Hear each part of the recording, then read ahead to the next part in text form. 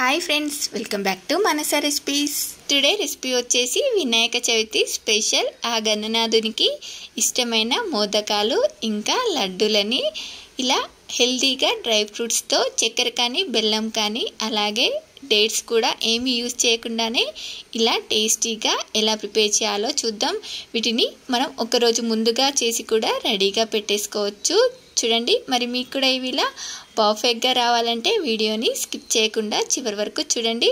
మరి ఇప్పుడు లేట్ చేయకుండా ఇలా టేస్టీగా డ్రై ఫ్రూట్స్తో ఇలా మోదకాలు లడ్డూలని ఎలా ప్రిపేర్ చేయాలో చూద్దాం. దీనికోసం ముందుగా ఇలా ఒక ప్యాన్లోకి 1 స్పూన్ నెయ్యిని వేసుకొని దీనిలోకి ఇలా 1 కప్పు జీడిపప్పులు, అలాగే 1/2 కప్పు పిస్తా, 1/2 కప్పు కొబ్బరి ముక్కల్ని, ఎండు కొబ్బరి ముక్కల్ని వేసుకొని వీటన్నింటిని కూడా మంటని మీడియం ఫ్లేమ్లో పెట్టి ఇలా బాగా ఫ్రై చేసుకోవాలి. చూడండి, మనకివి ఇలా మంచి రంగులోకి వచ్చే వరకు ఫ్రై చేసుకున్న తర్వాత వీటిని ఇలా చల్లారనివ్వండి. ఇవి ఇలా చల్లారిన తర్వాత ఇప్పుడు వీటిని మిక్సీ జార్లో వేసుకొని అలాగే దీనిలోకి ఒక 2 ఇలాచీలను కూడా వేసుకొని దీన్నంతా కూడా ఇలా మెత్తగా గ్రైండ్ చేసి ఇలా ప్లేట్లోకి తీసుకొని రెడీగా పక్కన పెట్టేసుకోండి. ఇప్పుడు మళ్ళీ ఇదే మిక్సీ జార్లోకి నేను ఇక్కడ 1 కప్పు వరకు ఎండు ద్రాక్షని వేసుకుంటున్నాను. మన డ్రై ఫ్రూట్స్ ఎంత తీసుకుంటామో దానికి హాఫ్ క్వాంటిటీలో ఇలా ఎండు ద్రాక్ష తీసుకుంటే సరిపోతుంది. చూడండి, దీన్ని ఇలా గ్రైండ్ చేసుకొని ఎండు ద్రాక్షని గ్రైండ్ చేసుకొని మళ్ళీ ఇదే ప్యాన్లోకి 1 స్పూన్ నెయ్యిని వేసుకొని మనం గ్రైండ్ చేసుకున్న ఈ ఎండు ద్రాక్ష పేస్ట్ని వేసుకోవాలి. చూడండి, ఇలా వేసుకున్న తర్వాత ఇప్పుడు దీనిలోకి నేను 1/2 కప్పు వరకు మిల్క్ పౌడర్ని యాడ్ చేసుకుంటున్నాను.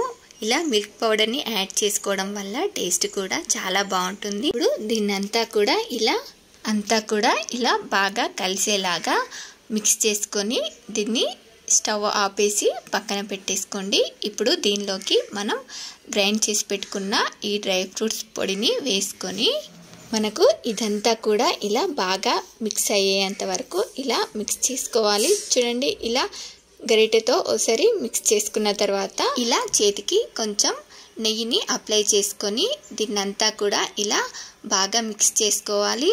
చూడండి, ఇలా చేతితో కలుపుకోవడం వల్ల మనకు ఇదంతా కూడా పిండి ముద్దలా సాఫ్ట్గా ఇలా అయిపోతుంది. చూడండి, మనకు ఇదంతా కూడా ఎంత సాఫ్ట్గా ఇలా పిండి ముద్దలా అయ్యిందో. ఇప్పుడు దీనిలో నుండి ఇలా చిన్న చిన్న పిండి ముద్దలు తీసుకుంటూ మనం మోదకాల షేప్లో ఒత్తుకోవాలి. చూడండి, ఇలా ముందుగా రౌండ్గా చేసుకొని దీన్ని ఇలా మోదకాల షేప్లో ఒత్తుకోవాలి.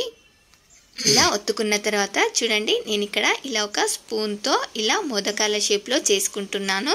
ఇలా స్పూన్తో కానీ లేదంటే టూత్పిక్తో కానీ ఇలా ఈజీగా చేసేసుకోవచ్చు. చూడండి, మనకు మోదకాల మౌల్డ్ లేకపోయినా కూడా ఈ మోదకాలు ఎంత బాగా వచ్చాయో. మీ దగ్గర ఒకవేళ మోదకాల మౌల్డ్ ఉంటే కనుక చక్కగా మోదకాల మౌల్డ్లో పెట్టేసి ఒత్తేసుకోండి. చూసారు కదా, ఇలా చాలా ఈజీగా అప్పటికప్పుడు మనం మోదకాలని తక్కువ టైంలోనే చేసేసుకోవచ్చు. చూడండి, నేను ఇక్కడ మోదకాల మౌల్డ్ లేకపోయినా కూడా ఇలా మోదకాలు మనకు ఎంత బాగా వచ్చాయో. ఇలా మిగతా వాటిని కూడా చేసేసుకుంటే సరిపోతుంది. అలాగే నేను కొన్నింటిని మోదకాలు చేసుకున్నాను, మిగతా దానితో ఇలా లడ్డూలను కూడా ప్రిపేర్ చేస్తున్నాను. ఇలా మనకు ఇలా 2 రకాల ప్రసాదాలు కూడా రెడీ అయిపోయాయి కదా. ఇలా వినాయక చవితి స్పెషల్ అప్పటికప్పుడు చేసుకునే హెల్దీ అండ్ టేస్టీ మోదకాలు ఇంకా లడ్డూలు రెడీ అయిపోయాయి. మరి మీలో ఎంతమందికి ఇవి నచ్చాయో ఒక లైక్ చేసి కామెంట్ చేయండి. అలాగే మీ ఫ్రెండ్స్ అండ్ రిలేటివ్స్కి కూడా షేర్ చేసి మరిన్ని టేస్టీ అండ్ హెల్దీ రెసిపీస్ కోసం మనసా రెసిపీస్ ఛానల్ని సబ్స్క్రైబ్ చేసి దాని పక్కనే ఉన్న బెల్ సింబల్ని క్లిక్ చేయండి. Thank you for watching my video.